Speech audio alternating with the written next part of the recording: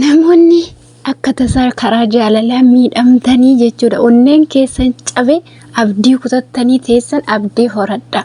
Nagaan isin yaa baay'atu hordoftoota yeroo mul'ata akkam jirtu nagaa keessanii guyyaa har'aachuudhaan baay'ee tokkoon gammadeera. Egaa obboleessa keenya kana seenaa isaa namni wallaaltanii jirtanii obboleessa keenya Galoo jechuudha. Obboleessi kun karaa jaalalaatiinis karaa jiruuf jireenya isaatiinis nama miidhamaa sooshaal miidiyaa kanarra deddeebaa turedha. Har'a garuu guyyaa qalabitii isaa miidiyaa kanarratti argee ani akka kootitti baay'ee tokkoon gammade jechuudha dhugaa dubbachuu fi maaliif jennaani miidhamaanii miidhagaatti bahu jedhan miidhamanii miidhagaatti bahu jedhan inni jedhani obboleessa kanarratti raawwatee jira.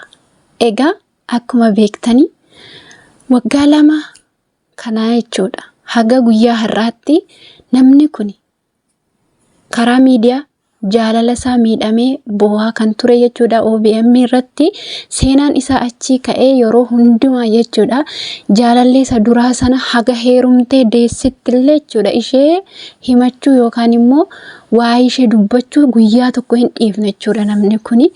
Har'a garuu akkasitti gammadee dubartii bareedduu akkasii argate waliin shaashambaa jedhee akkasitti jechuudha safuusaa eegee qalabitii isaa yeroo inni godhatee gammadee fuula miidiyaa isaa irratti mul'isu ani baay'ee tokkoon gammadee jechuudha.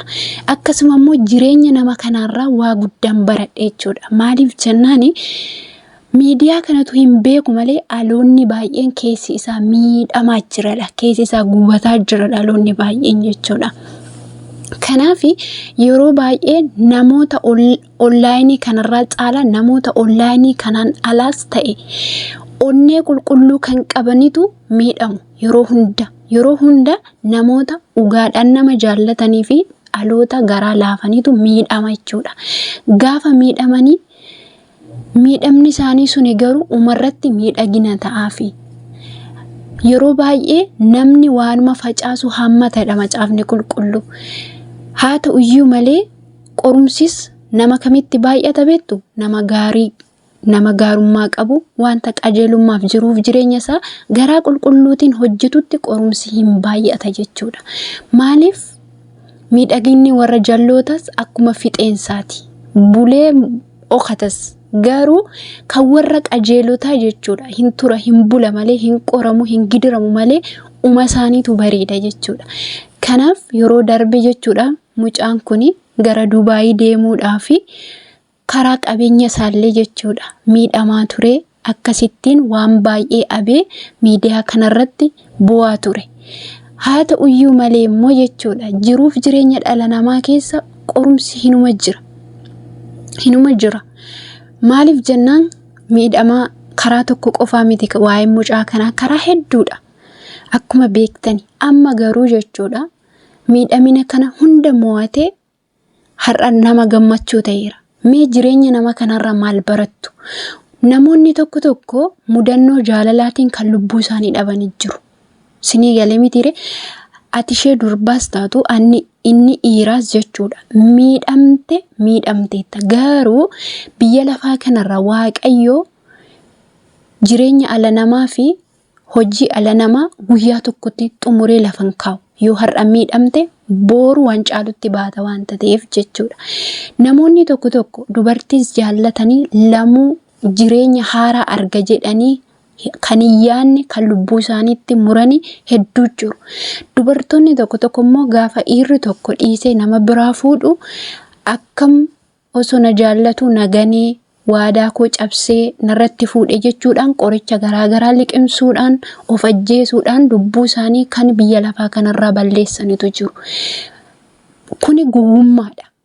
Maaliif jennaan obboloota ko addunyaa kanarratti alli namaa dhaabbatee kanaaf hin jiru. Ila eenyuyyuu taanaan garuu inni guddaan jechuudha. Amma namni wal jaallata. Namni abbaan fe'eyyuu wal jaallata. Garuu akka wal jaallatutti kan wal fu'u nama muraasa. Namoonni baay'een immoo carraan koo amma fakkeenyaaf nama tokko yoo ta'e hamman nama sana bira gahutti namoota hedduu waliin chaalenjii keessa darbuu danda'a. Kun immoo qorumsatti nu geessa jechuudha. Malee isa Waaqayyo ganamaan naafis siifis uume sana hin hanqattu.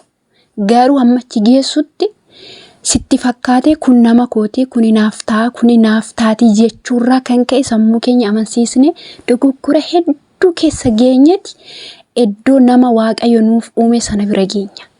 Kun immoo alli namaa yoomiyyuu jechuudha kanarraa beeka malee kan booruu hin beeku. Waaqayyo immoo kan booruu sana waan beekuuf har'a nu uume jechuudha.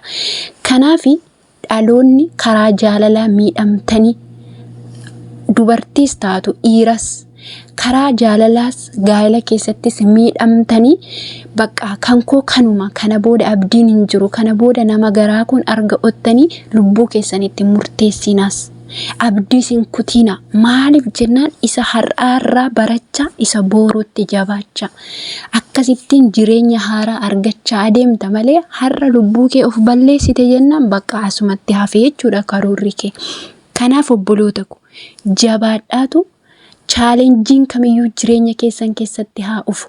Namatti hin dabiin, nama sanarratti hamaa yaadiin, maaf na dhiise, maaf na dhiistette nama sana lubbuusaa balleessuudhaaf, qabeenya isaa barbadeessuudhaaf hamaa irratti yaadiin malee jechaadha. Waaqayyo laphee kee miidhame argee, onnee kee cabe argee jechaadha.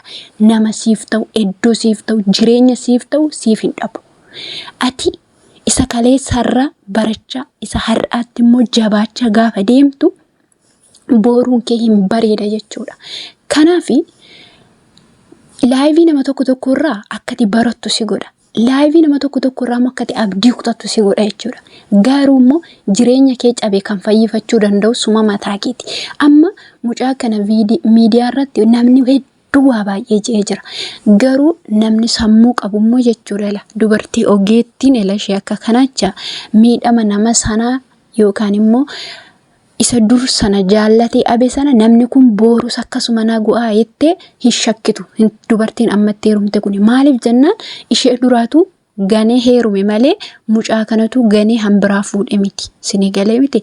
Kanaaf kunoo Waaqayyo jireenya haaraa dubartii bareedduu akkasitti laatee fi kunoo jireenya haaraa eegalsiise jechuudha. Kanaaf atis jireenya kee kan isa cabe, kan isa bade, isa diigame sana kan sirreeffatu sumachuudha. Isa kaleessa darbe har'a jireenya koo haaraadha jedhi of amansiisi. Ati jabduu ta'i, ati jabaa ta'i.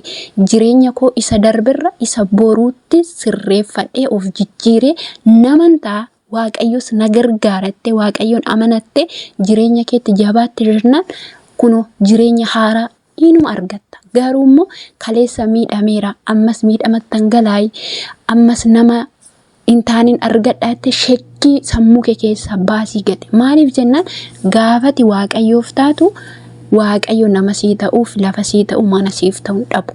Kanaaf jireenya keessan obboloota ko miidhama kaleessatti hin hidhatina, isa boruutti jabaadha. Boruu keessanitu caala waan ta'eef.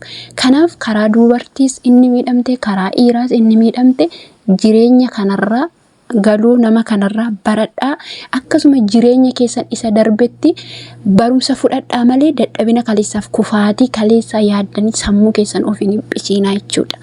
Kanaaf viidiyoo kan madhumaatti dhaggeeffatanii laayikii godhaa, yaada qabdanis naa kennaa. Asumaanis baga gammaddan baga gammanne Waaqayyo madhumaatti isaanaa dhaabu jedha. Amantii keessaniin kadhadhaa fi nagaan naa tura.